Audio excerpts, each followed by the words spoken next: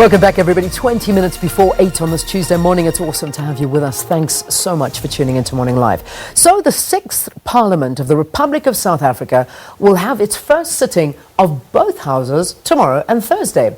14 political parties will be represented in the 400-member National Assembly, while the National Council of Provinces, or the NCOP, will consist of 10 permanent and non-permanent delegates from each of the 9 provinces. So what are we expecting from the 6th Parliament? Joining us now to discuss this, we've got Sandile Swana from the Wits School of Governance and also political analyst Angelo Fick in studio with us. Good to have both of you. Welcome to Morning Live. Morning. All right, so interesting times we're in for, because, you know, there's already been a lot of clues given out there of what we can expect. There were a lot of announcements made yesterday. Sandile, let's begin with you. What are you sort of predicting? What are the likely sort of scenarios with the 6th Parliament? The 6th Parliament, first of all, has got a big job, in the sense that the first thing they've got to attend to is that they were found by the Constitution, the previous Parliament was found by the Constitutional Court not to have exercised its duties of oversight. It had failed in the Nkandla matter and so on. So they've got to up their game. Secondly, the emergence of the Freedom Front Plus means that issues perhaps that we have been shying away from and not discussing openly, such as how is this property ownership issue, how is land supposed to be dealt with, all those types of issues, I think they've got to come to the fore. And lastly, I think that there's an issue that we've not also handled well previously, the previous Parliament, with this issue of what happens to non-performers, including cabinet members who are not doing their job, because there's been a lot of underperforming ministers who kept on and kept on being returning. Parliament is the body that needs to provide oversight and supervise the cabinet, and they've been failing in that duty in terms of ethics and also in terms of performance. Yeah, I like that. Up their game, because that's the biggest problem, and we need to see Parliament, I suppose, moving in the direction of showing action. That's what we've been promised going forward. This is exactly what's been promised to us, but whether or not these promises are fulfilled is yet to be seen. Do you agree with Sandile, Angelo? I agree that there will be some shifts, and I think some of the shifts include also what happens to the 2 larger parties, both the majority party, the African National Congress, as well as the Democratic Alliance. The internal divisions among members of those parties and in senior leadership positions might spill over into their parliamentary activity. We also, I think, have to take account of the fact that the economic freedom fighters have increased their numbers. Whether or not this will increase the way in which they do, or change the way in which they do the work as the second largest opposition party, that's to be decided. And then how the presiding officers deal with these change dynamics will be important. I think the people to watch would include the Democratic Alliance, because those internal divisions and the kinds of things that former leaders are doing on social media and how that impacts on the way in which their members of Parliament behave might be something to look to. Well, let's look to that now. I mean, Helen Zille's almost gone rogue, hasn't she? It's like she's been suppressing speaking out in her little bit of way, because she's been very vocal as it is, but now it almost feels like she is just letting go. I mean, what's going on there with the DA? I mean, do you think that this, even though she may not hold any major position right now, she's still a member of the DA, and people still look to her as the former DA leader? I mean, what is she doing? Well, one imagines the filter has come off as the administrative epaulettes of being Premier of the province may have come off. But this is a challenge for the Democratic Alliance, because it is a corporatist organization, it has a social media policy, and it is setting a precedent in how it treats this particular person and her social media activity for the future. And the same has applied to the ANC. There are people doing things inside the party on social media that are often at odds with what the party professes to be its particular public position. And I think that's going to be a challenge for the DA going ahead, because far from Helen Zille going rogue, I think this is Helen Zille revealing Her true self, maybe. Or a set of beliefs that is not as exceptional in South Africa as voting patterns have shown, and a kind of profound misunderstanding of some very complex issues that she hasn't bothered to read up on and seems to want to, hold forth on. And this has been classic Helen Zille, talk about things you know nothing about. All right, so that's Helen Zille. But let's also talk, I mean, you mentioned the ANC also on Twitter. We'll bring into question our former president, Jacob Zuma, coming out in support of Sandile Swana. And, I mean, he was just, saying, I will support you like you supported me, and this is politics. I mean, what did you read into that? And what does this do for that internal wrangling within the party? Well, these are both figures who used to hold positions of administrative power in the state and are now, sort of senior, shall we say, superannuated figures inside their own organizations. They hold no real official position, but they're seen to have constituencies that they can call upon should the party need those constituencies. And the challenge for those parties would be, to what extent can they hold on to those constituencies and either return to former days of glory, or do they have to accept that they must shed those in order to gain others? And what's the trade-off there? I think for the ANC, it cannot afford to shed the kinds of supporters and the kinds of numbers that Jacob Zuma can deliver. And some would say that what the latest election results show is the rightward swing in voter support for some people in the DA that shifted to the Freedom Front Plus away from the DA, precisely because of the wrangling that isn't just about personalities, but is actually about fundamental principles of the future of how one envisions South Africa. Yeah, I want to dig deeper into that in a short while, because, I mean, we'll see from already the appointments of trying to find that balance between all of the Zuma supporters you talk to, and yet that cleaning up story that we've been sold for all this time through our President Cyril Ramaphosa. You mentioned something interesting, though, Sandile, with talking to the Freedom Front Plus and them upping their game, talking about the land issue. So one of the controversial things to come out of them is this face of Wynand Boshoff. And I'm sure people know it, but if not, his grandfather is former apartheid president, H.F. Verwoerd. This has already raised some eyebrows. What are your thoughts there? I mean, are they going to step up to the plate and almost be that EFF on the other side, the Freedom Front Plus? I think that they are. I think they are well organized and they are capable of doing what they want to do. They need to be respected. The bishop of the Anglican Church called for a CODESA too, Thabo Makgoba, that we must have a CODESA too, because there are issues that have been suppressed, and this so-called rightward shift are issues that were not dealt with in CODESA 1 and finished. One of them being the ownership of land, and they've made it clear that the vote that they got was about property rights, more especially the ownership of commercial farms and things of that kind. So the issue of how wealth is going to be handled, the wealth that is in the country, was not finalized in CODESA 1, and I think that people like the Freedom Front Plus are raising valid issues, and those issues must not be sidestepped, they must be dealt with head on. Yeah, and that's, I'm sure, what's going to happen through many debates in Parliament. Now, let's talk to what happened yesterday. We saw a lot of appointments and the headlines saying that women won massively yesterday. And okay, which is good, but let's look at the caliber of women that won massively yesterday. First up, we've got Thandi Modise, who is now the new Speaker of the National Assembly. And let's not forget, I mean, she is a very strong woman, and when we look at how she ran the NCOP, she almost with an iron fist ran it. And when times were tough in the National Assembly, when she was there assisting Baleka Mbete, she was very, very strong. What do you make of this appointment?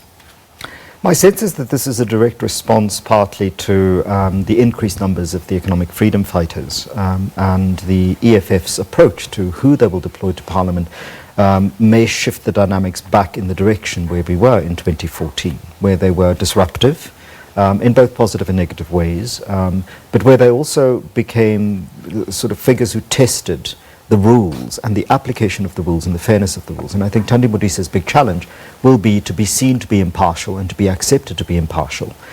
So her strong hand and the impartiality that she used to bring to the NCOP may be tested in a different ground or in different ways, because to manage 90 people dominated by the ANC in one chamber is very different from managing multiple parties with multiple agendas and very different kinds of personalities, and more importantly, pressures from the two larger parties where they reduced, figures coming in, and pressures from newer parties that have, risen in the ranks and have greater numbers in Parliament, shifting and pushing and therefore having more time. Yeah, so it's going to be interesting for her, but, she has proved herself before. Where does this leave Baleka Mbete now? Because there's so much speculation. Is she going to resign, which I've heard she isn't, but then on the other side of the scale, people are saying, yes, she is. She's going to she will resign. Will she be a minister? Is she going to be a member of parliament? What's going to happen to Baleka Mbete? The big major question. What do you think?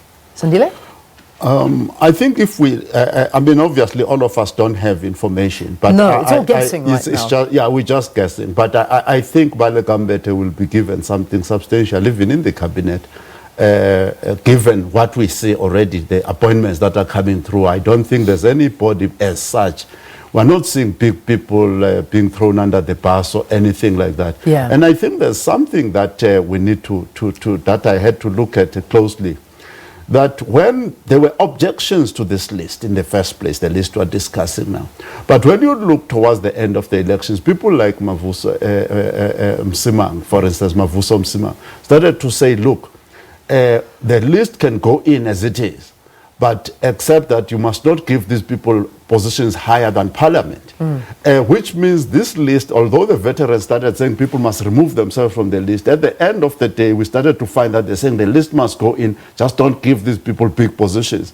But look at Nomvula Mokonyane. She is the chairperson of chairpersons of all portfolio. The chair of chairs. The chair of chairs. Yeah. And some people are hearing this for the first time, but I don't think that's a very trivial position, because that's where the center of oversight is at. Because these portfolio committees oversee the actual cabinet and what goes on there in each portfolio. So I think we need to be very, very careful how we are approaching this thing. The people thought that people are going to be thrown under the bus en masse. I don't think that is what is happening. Yeah, not at all. I mean, not when you take into account Nomvula Mokonyane. I mean, she's been accused of taking bribes. She's been accused of a lot of things, and yet many were thinking this will be the end of it. This is nowhere near the end of it. I mean, this is a position she's taking over from Cedric Frolic, and I mean, this is...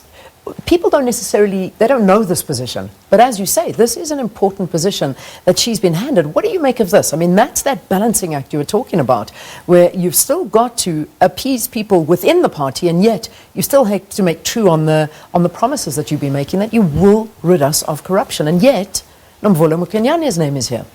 Or is this an elaborate game of three-dimensional chess? Is this a political game that some of us simply are, removed from? Where people are being given positions where, should the State Capture Commission come from them, their very prominence in these positions is what's going to cause them to have to resign. And so the test will be for the ANC's Internal Integrity Commission, and also for what happens at these various commissions of inquiry, and to what extent evidence comes forward about people in prominent positions. Yeah. It could be that Mr. Ramaphosa and those who support him have decided to follow the technical route rather than to use this as a moment of purging.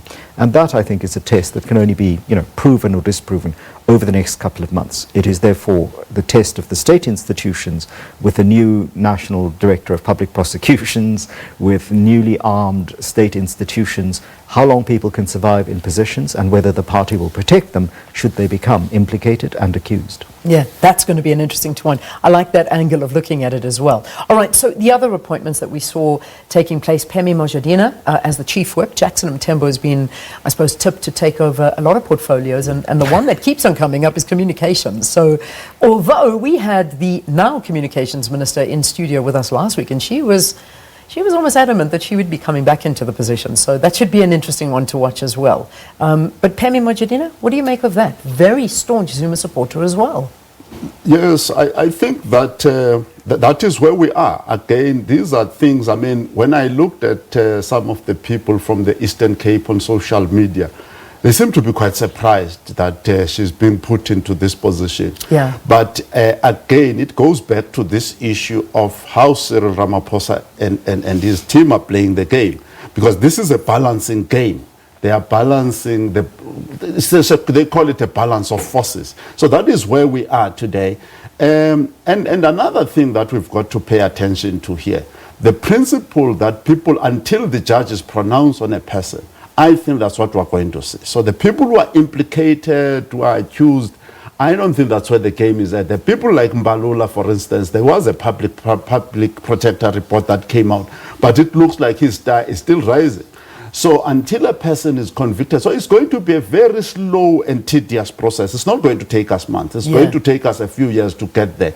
So those people, those are Zuma supporters, and their star is not waning yet. It's not waning yet. Not at all. And that then leaves to question, what does the actual ANC Integrity Committee mean in the ANC? They keep talking to, but the ANC Integrity Committee, we've left it with them, and then they come up and they tell them, and they hand them a list of names. Deputy President David Mabuza, Gwedi Mantashe, Zizi Kodwa, Nomvula Mokonyane, there's the big one, Batibile Dlamini, William Kize, Malusi Gigaba, Mozibenzi Zwane. Those are just some of the names, and yet they're coming up again. So what does this Integrity Committee actually mean to the ANC? One supposes the ANC is best placed to answer this question, but the record of the Integrity Commission's or committees' recommendations that have been ignored go back into the Zuma administration. And the idea under the New Dawn, under Cyril Ramaphosa, was that the Integrity Commission would get teeth and its recommendations would be would be implemented. We haven't seen any kind of public issue around this. And a January 8th statement after January 8th statement, the president of the party would get up and say that people who bring the party into disrepute would be asked to recuse themselves from positions. We haven't really seen any of that either. The closest we have come was Qaidani Mahlangu in Gauteng, and that was an issue of contention as well. So it is really kind of the old cannot die and the new cannot be born inside the ANC. Yeah. And part of that is also reflected in the way in which leaders are chosen. Because there's the stuff about, oh, we must represent women because we didn't put any women in premier positions, so we must overpopulate them in other spaces. They've decided that in provinces where the premiers are men, 60% of the people in that provincial cabinet would be women. Where there are women, it'll be 50-50. There are these kinds of trade-offs that have to do with cosmetics, with the visual representation of women in public spaces, that are often kind of very superficial understandings of what you would need to change the possibilities of having a woman as the leader of the country in the next generation.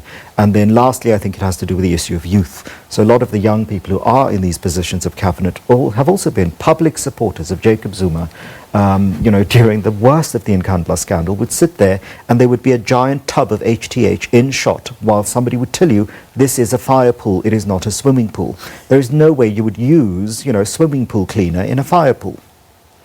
But there they are, they're sitting in these positions. And it's that level of amnesia that is expected of ordinary people that I think the visual material is there where you would be able to look back at the record, see what people have said. And I think voters and ordinary South Africans, citizens, should be able to expect no different conduct from people across that space. If they were willing to defend the indefensible in one administration, the question is, why would one expect people to not defend the indefensible in a new administration? Yeah. People don't change their habits that radically, that quickly. Not at all. I mean, and that's the thing. I mean, it's the age. I mean, and if we look at the average age, it's just it's high. The average age is very, very high. I mean, it's, you've got the IFP leader, Mangosuthu Buthelezi, who turns 91 years old, the oldest parliamentarian that we have.